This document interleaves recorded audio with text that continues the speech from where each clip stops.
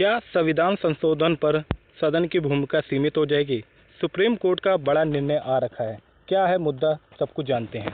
उससे पहले आपसे रिक्वेस्ट रहेगी, अगर चैनल पर नए हों तो प्लीज़ सारथी स्टडी पॉइंट को जरूर सब्सक्राइब कीजिए। चर्चा में क्यों आ रखा है? संविधान संशोधन पर सुप्रीम कोर्ट करेगा तो सदन क्या करेंगे? केरल के राज्यपाल बोले, संविधान में बिल पर निर्णय लेने की समय सीमा नहीं हो रखी है।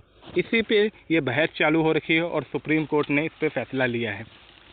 प्रमुख बिंदु क्या हो रखे हैं? 8 अप्रैल 2024 को सुप्रीम कोर्ट ने तमिलनाडु सरकार बनाम राज्यपाल के मामले में आदेश दिया है कि राज्यपाल को विधानसभा से पारित किसी भी विधेयक पर 1 महीने के भीतर निर्णय लेना होगा। यदि राज्यपाल विधेयक को राष्ट्रपति के पास भेजते हैं तो राष्ट्रपति को 3 महीने के भीतर निर्णय देना अनिवार्य होगा। ये बात किसने बोल दी है? तो ये बात बोली है हमारे सुप्रीम कोर्ट ने। कोर्ट ने यह भी स्पष्ट किया कि अनुच्छेद 201 के तहत राष्ट्रपति का निर्णय न्यायिक समीक्षा के दायरे में होगा। इसके जवाब में केरल के राज्यपाल ने बयान दिया कि ये आदेश संविधान संशोधन के समान है और ये न्यायिक अतिक्रमण हो रखा है की श्रेणी में आता है। ये किसने बोला? तो जो राज्यपाल हो रखे हैं। सुप्रीम कोर्ट का क्या तर्क आया है? सुप्रीम कोर्ट का तर्क ये नहीं था कि संविधान संशोधन कर रहा है, यानी कि सुप्रीम संविधान संशोधन कर रहा है। उसने संविधान के कार्यात्मक व्याख्या करते हुए कहा कि अगर राज्यपाल या राष्ट्रपति किसी विधेयक पर अनिश्चित काल तक निर्णय नहीं लेते हैं तो ये जनता की निर्वाचित सरकार और विधायिका की संप्रभुता का उल्लंघन होगा। न्यायालय ने कहा कि अनुच्छेद 200 और 201 में स्पष्ट समय सीमा न होने का मतलब ये नहीं है कि राज्यपाल या राष्ट्रपति अनिश्चित काल तक विलंब कर सकते हैं। यदि विधायिका द्वारा पारित कानूनों को जानबूझकर रोका जाए तो ये लोकतंत्र की आत्मा के विरुद्ध होगा। न्यायपालिका की भूमिका केवल संविधान के प्रावधानों की रक्षा करना नहीं है, बल्कि उसकी भावनाओं को जीवित रखना भी सुप्रीम कोर्ट की जिम्मेवारी हो रखी है।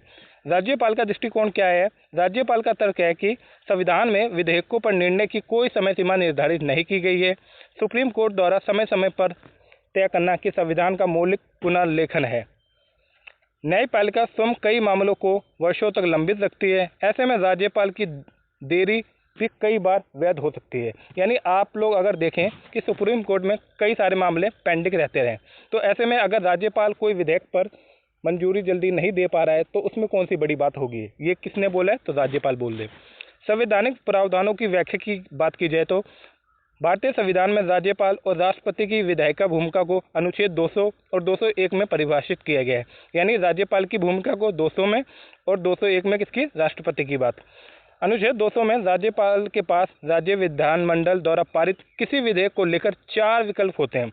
या तो वो अनुमोदन दे सकता है, अस्वीकृत कर सकता है, पुनर्विचार हेतु वापस भेज सकता है, या तो उसके पास एक और ऑप्शन होता है कि राष्ट्रपति के पास विचार करने के लिए भेज दे।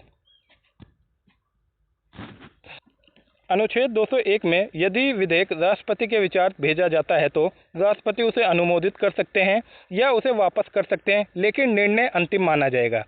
इन दोनों अनुच्छेदों में निर्णय लेने की समय सीमा निर्दिष्ट नहीं की गई है, जिससे कई सारी समस्याएं उत्पन्न होती हैं।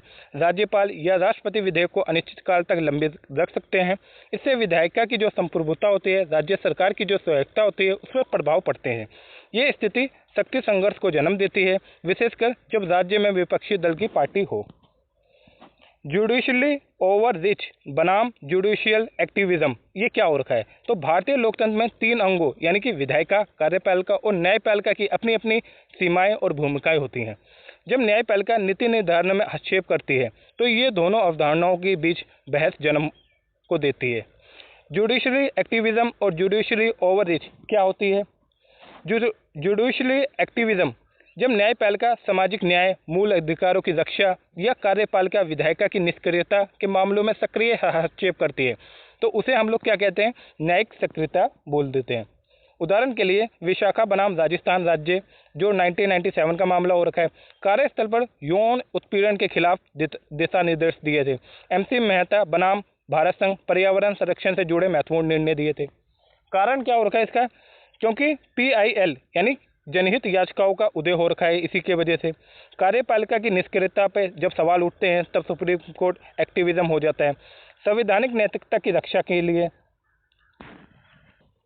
जुडिशली ओवररीच क्या होता है? जब न्यायपालिका अपनी सीमा को लांघकर नीति निर्धारण या प्रशासनिक आदेशों या विधायिका कार्यों में हस्तक्षेप करने लगे तो ये क्या होता है, जुडिशरी ओवररीच कहलाता है। उदाहरण के लिए नीति निर्माण में हस्तक्षेप करना, जैसे कि शिक्षा नीति, नियुक्तियों को लेकर समय सीमा तय करना, जैसे कि हालिया का मुद्दा हो रखा है।